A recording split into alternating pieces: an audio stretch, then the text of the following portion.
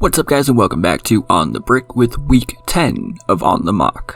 Today is a bit of a special theme, but before we get into that, I want to give a shout out to Playmation Shorts. Yesterday they released chapter 1 of an amazing series where they are recreating Star Wars in Lego. You should go ahead and check that out in the description down below.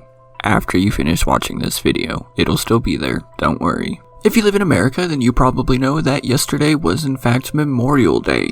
And if you are in my Discord, link in the description, then you probably know as well that when it comes to mocks for these videos, there are a few people who have submitted a ton of them. One of them happens to be military themed, and that is LtColVandeleur. I have definitely shown off some of their things in this series before, but I literally have pages and pages of mocks from them, so I figured why not pump a bunch of them out today when it's more appropriate to do so. Full disclosure here, I am not a military expert by any means, at all. I have absolutely no idea the difference between tanks and rifles or any of that kind of stuff. I even used to live near an Air Force base and I still can't tell you what jets are flying overhead. Literally all of the information I'm going off today is what Lieutenant Colonel has given me. So to start off with, we are going with the M4A3E2 Jumbo. Or maybe he's calling it a Jumbo mock.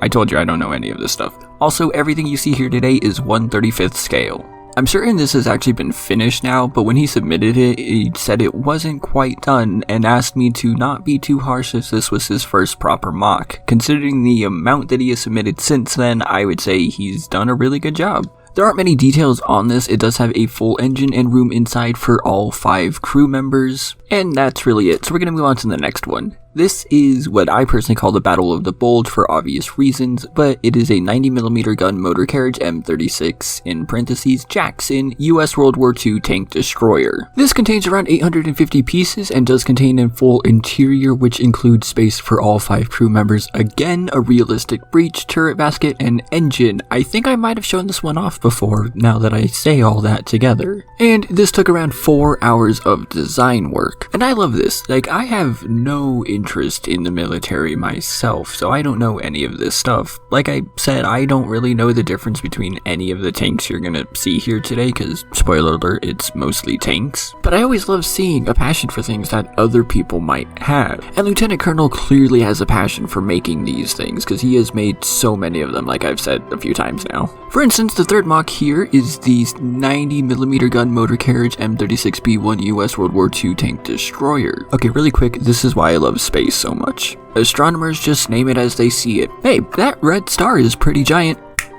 It's a red giant. That hole that's pretty black, it's a black hole. But this 90mm gun motor carriage M36B1 US World War II tank destroyer has around 850 pieces, again with a full interior including space for all 5 crew members, a realistic breech, turret basket, and engine. Because this was largely based off of previous designs that he did, this one only took him about an hour to make. I love how this one has the 2 different colors here for the early and late production. And if you are wondering, most of these, if not all of these, are actually buildable. This next one is a 3-inch gun motor carriage M10 Wolverine US World War II tank destroyer. This contains around 860 pieces with all the same things as all the other tanks, and this one took about 6 hours to make. I actually really like this design. I think most people would say that this is a very typical tank design, but I also love the little gun on top. One thing I love about all the designs we're seeing today is just how smooth he's actually getting the exterior of these things, because obviously they are in real life, but he's also intentionally not making them too smooth. There are obviously times and moments here where he could do that, and has instead chosen to keep that Lego look with the few studs showing.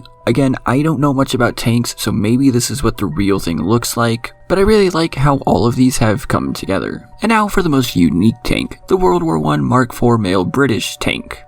This contains about or over 1,000 parts, full interior, all that stuff. The main guns elevate and depress, all of the hatches are openable, and there is even room for an entire crew of 8 this time. This one obviously took the most time, taking about 3 days of on and off building to make. If you remember in World War I, it was mainly trench warfare. A lot of Europe still has the scars of that, in fact, and so tanks were designed as a way to get over the trenches easily, which is why this is in the shape it is. Another unique thing about this is that the guns are actually on the sides of the tank. I have no idea what that brown bar on the top is though, so if you do, please let me know. I'm sure Lieutenant Colonel will tell me. And the final build is the smallest of the bunch. It is a Willys MB This only has 170 parts, posable steering, all that stuff. And I know I've shown off other Jeeps that this guy has made, as he's made a ton of them actually. But this one reminded me of Indiana Jones, and there's probably good reason for that, so I wanted to make sure I included it. All of the builds this guy makes are wonderful. I didn't really want to sit here and just repeat myself over every single tank or design saying the same things again and again, and really just wanted them to speak for themselves. This guy knows what he's doing, and if you want to check out his other works, go ahead and join my Discord in the description down below, or check him out on Instagram. It's the same name, LtColVandeleur. But do let me know your thoughts in the comments down below, which of these tanks was your favorite, and remember to like and subscribe if you haven't already.